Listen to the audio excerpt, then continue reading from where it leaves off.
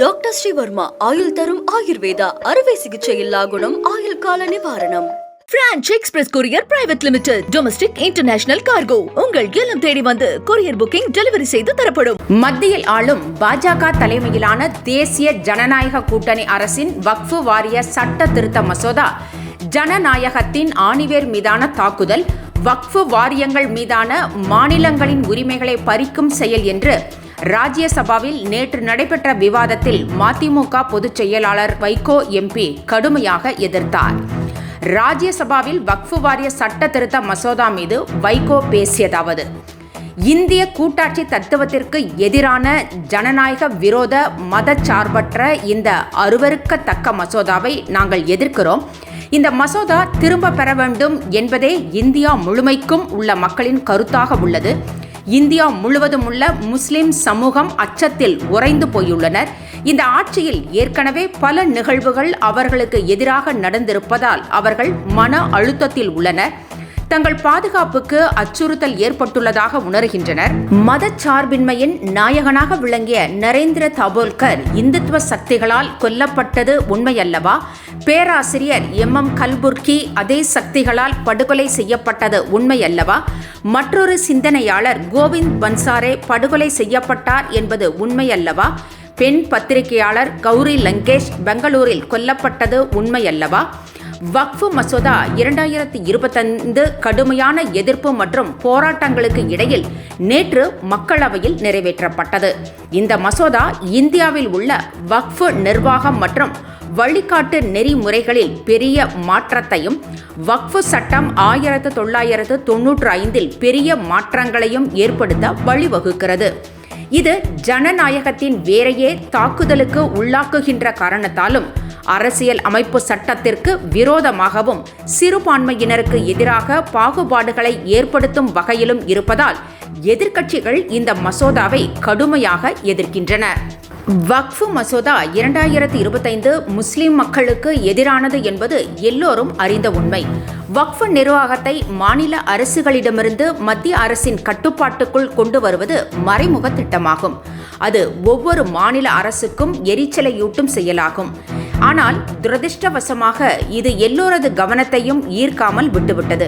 இதுவரை வக்ஃபுகள் மற்றும் இந்து சமய அறநிலையத்துறை மாநில அரசுகளால் கண்காணிக்கப்பட்டு நிர்வகிக்கப்பட்டு வருகின்றன. ஆனால் இப்போது முன்மொழியப்பட்ட திருத்தங்களின்படி விதிகளை உருவாக்குதல், பதிவுகள் மற்றும் தரவுகளை நிர்வகித்தல் மற்றும் பதிவு செய்தல், அறிக்கைகளை வழங்குதல், சாதாரண படிவங்களை பரிந்துரைத்தல் போன்றவற்றை ஒன்றிய அரசு வழங்கும்.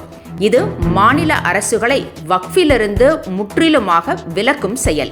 இந்த வக்ஃபு திருத்த மசோதா விரிவான விவாதங்களுக்காக நாடாளுமன்றத்தின் கூட்டுக்குழுவிற்கு பரிந்துரைக்கப்பட்டது.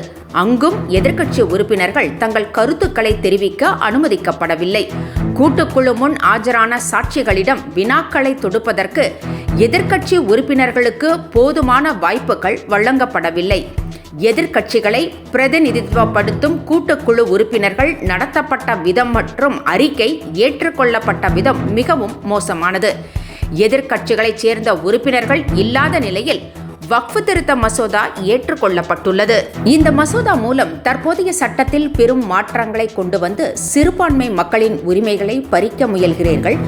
வக்ஃபு சொத்தாக கருதப்படும் அரசு நிலத்தின் உரிமை குறித்து தகராறு இருப்பின் வக்ஃபு தீர்ப்பாயம் முடிவு செய்யும் என்று முந்தைய சட்டத்தில் உள்ளது.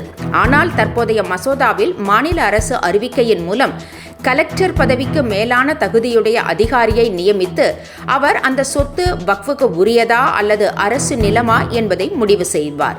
அவர் எடுக்கும் முடிவே இறுதியானது. அரசியல் அமைப்பின் 25வது பிரிவின் கீழ் வழங்கப்பட்டுள்ள மத சுதந்திரத்தையும், முஸ்லிம் சமூகம் தங்கள் சொந்த மத விவகாரங்களை நிர்வகிக்கும் சுயாட்சியையும் இந்த மசோதா மீறுகிறது. வக்ஃபு சொத்துக்கள் மீது முடிவு செய்ய வக்ஃபு தீர்ப்பாயம் சரியான மன்றமாக இருக்க முடியும். ஆனால் இந்த மசோதா அரசாங்கத்திற்கு கூடுதல் அதிகாரங்களை வழங்குகிறது. அது மட்டுமல்லாமல் மாவட்ட ஆட்சியர் அல்லது மாநில அரசால் நியமிக்கப்படும் அதிகாரிகளின் அதிகார தலையீடும் இருக்கும். மாவட்ட ஆட்சியர் அல்லது நியமிக்கப்படும் அதிகாரியை ஈடுபடுத்துவதன் மூலம் அது அதிகார மட்டத்தில் ஏற்படும் தாமதங்களுக்கும் மேல்முறையீடுகளுக்கும் நீதித்துறையை அணுக வேண்டிய நிலையும் ஏற்படும். எனவே வக்ஃப் திருத்த மசோதா 2025 என்பது அரசியலமைப்பு உரிமைகள் மற்றும் சமூக நலனுக்காக அர்ப்பணிக்கப்பட்ட வக்ஃப் சொத்துக்களின் புனித தன்மையின் மீதான நேரடி தாக்குதலாகும். இந்த அத்துமீறல் தடுக்கப்படாவிட்டால் அது ஆபத்தான முன் உதாரணம் ஆகிவிடும்.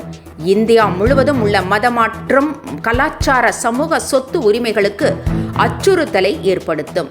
இது வக்ஃப் பற்றியது மட்டுமல்ல, மத அறக்கட்டளைகளை பாதுகாப்பதற்கும், அரசியல் அமைப்பு உத்தரவாதங்களை பாதுகாப்பதற்கும், சமூக அறக்கட்டளைகளில் அரசு அத்துமீறலை எதிர்ப்பதற்கும் உள்ள அடிப்படை உரிமையை பற்றியது. எனவே இந்த மசோதாவை கடுமையாக எதிர்க்கிறேன் என்று வைகோ பேசினார். டாக்டர் ஸ்ரீவர்மா ஆயுள் தரும் ஆயுர்வேதா அறுவை சிகிச்சை இல்லா குணம் ஆயுள் கால நிவாரணம். Branch express courier private limited domestic international cargo உங்கள் இல்லம் தேடி வந்து கொரியர் புக்கிங் டெலிவரி செய்து தரப்படும். என்றும் உங்களுடன் மை இந்தியா. முக்கிய செய்திகளை உடனுக்குடன் தெரிந்து கொள்ள சப்ஸ்கிரைப் பண்ணுங்க, பெல் பட்டனை பிரஸ் பண்ணுங்க.